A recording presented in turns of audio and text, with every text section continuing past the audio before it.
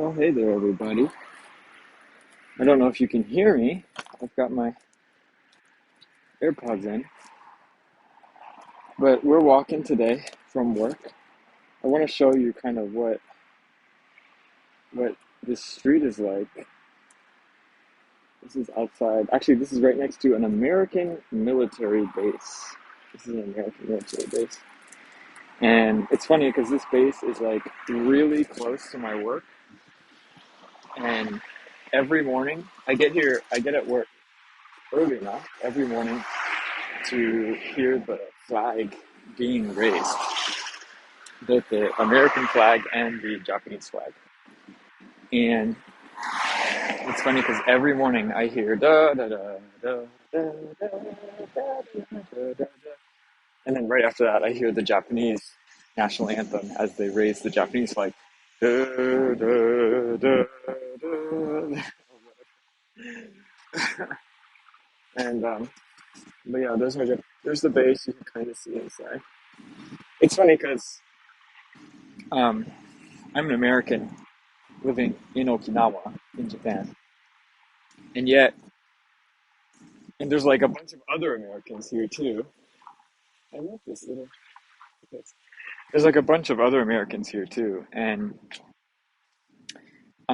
you would think that there's so many Americans here that you would think if you meet another American living here in Okinawa, that automatically they have some connection to the military, the U.S. military. Um, it's weird because I get that all the time when I'm working with Japanese customers or if I'm talking with other Japanese.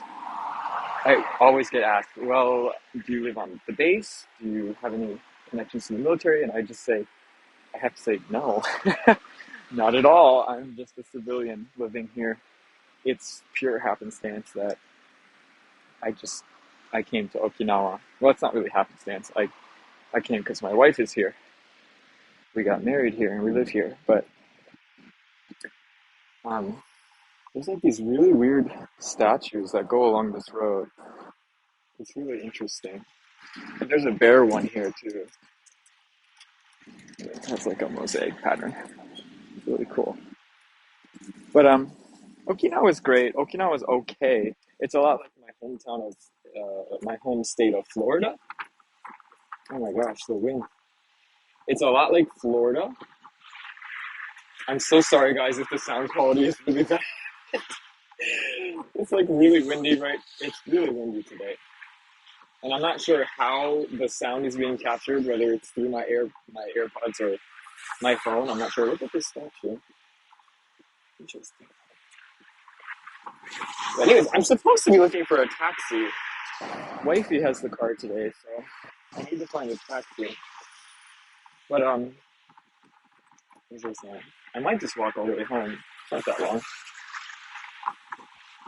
Um, but yeah, living in Okinawa, it's a warm, humid climate. It's winter right now, and there's absolutely no snow, just like Florida. It's just a little cold, you know. And it's chilly. It's nippy. It's a little nippy, you know. You put on a jacket or two, and you're good to go, right? That's winter in Okinawa. Actually, it was really rainy today. Oh, here's one of the gates. This is Camp Foster. So this is the um, camp that's literally right next to my school that I work at.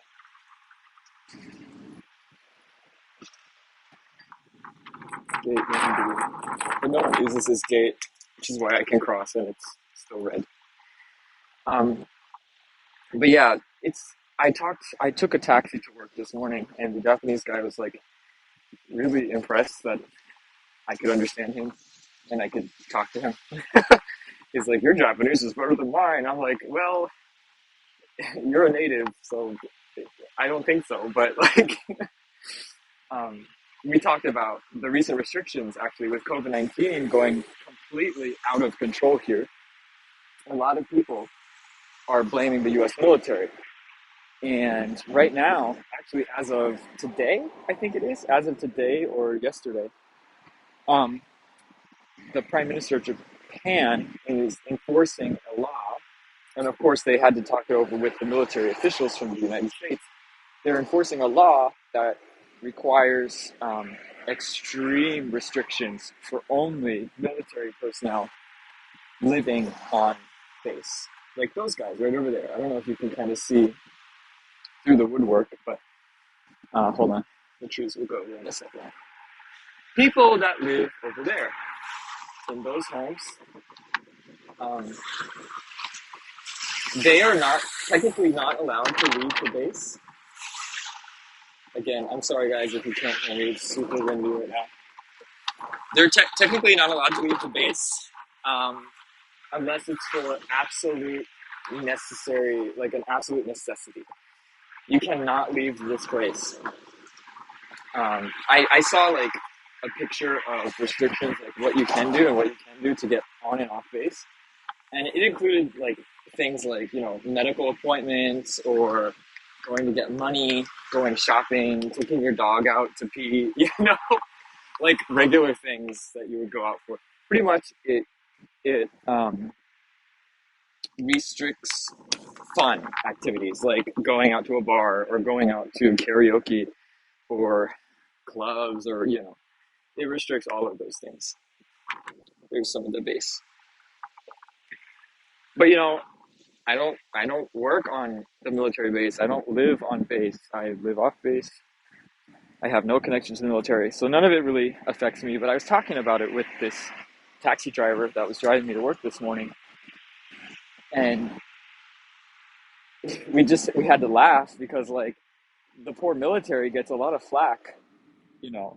Um, some of it I think is racists or racism involved, but some of it I think is partially true. Some of it I've just heard ridiculous claims. But if you've lived in Japan for a long, if you've lived in Japan for really any stretch of a significant amount of time, this is going on my third year living in Japan. Um, if you've been in Japan a significant amount of time, you will notice, yes, the Japanese way of distinguishing between Japanese and non-Japanese or foreigners, right? As they are called, as we are called. I said that. Um, there's more of the this, but you feel it as a foreigner. You feel it, and as a Japanese too, you can feel it. Oh, this person's foreign. I'm Japanese. Um, but it's not like to a racist extent. This isn't a racist thing. What I have heard and seen a lot of, however, from the foreigners that do live here, is a lot of claims of racist remarks or racism. A lot of claims of racism. And unfortunately, I've never seen or heard any actual evidence of that. I've never experienced it myself. All the Japanese I've been in contact with have been super amazing and polite. Of course, that's the omotenashi way. But I don't know. There seems to be this kind of, I don't want to say victim mentality that goes on, but it's kind of there. Like, oh, they did this to me because I'm American. Or they looked at me this way. They looked at me wrong because I'm a foreigner. I hear that all the time. I remember specifically an interaction I had with a customer who was an American. I think he was a Marine, and he came in. I was just chatting him up, trying to make his experience nice. And there was a taxi. I should have got that one. And I said, so like, are you used to living in Japan yet? Like, what's the biggest thing? And he said to me, oh, the Japanese don't know how to drive. And I stopped, and I was like, oh, really? Okay. And he's like, yeah, they don't know what they're doing, swerving or lane changes. It's all wrong. And I didn't say anything. I just kept going with my work, and I just kept listening, like, oh, okay, like those really generic responses. But this guy was totally convinced that the Japanese just don't drive correctly. overall. And I had to sigh inside in my heart. I sighed and I thought, well, you know, Japan is not America, and most likely, this guy is thinking in his American mentality and probably is putting an American template of how driving should be onto this culture and this country that he's living in. He's looking at everything through an American lens. This is how it should be. This is when you should merge. This is when you should lane change. This is when you should turn. Probably this dude, this customer that I had, um, got into an altercation, or maybe he was in an accident. I don't know. Maybe he just had a really negative interaction recently with a Japanese driver, and maybe that's why he thinks the way he thinks. But um,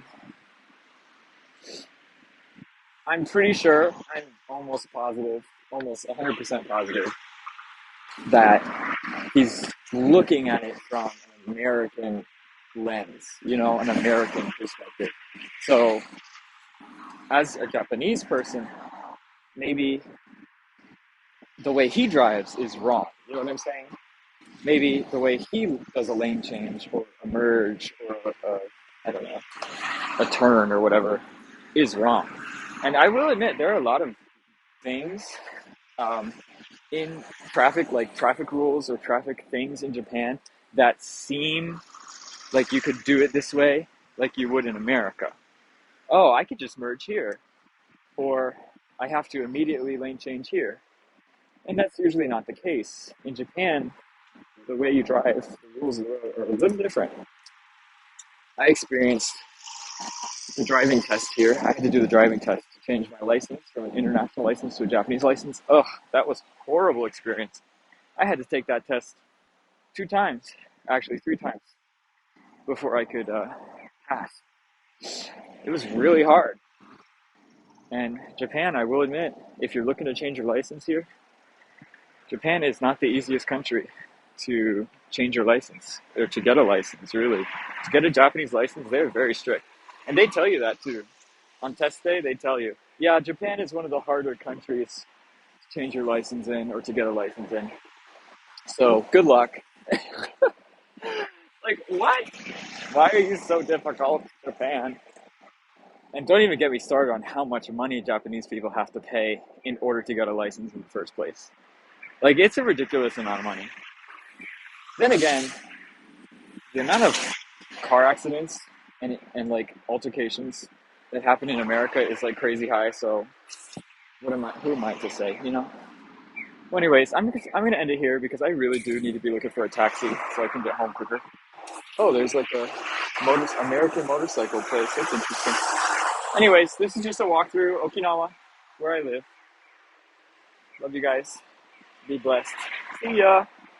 Bye.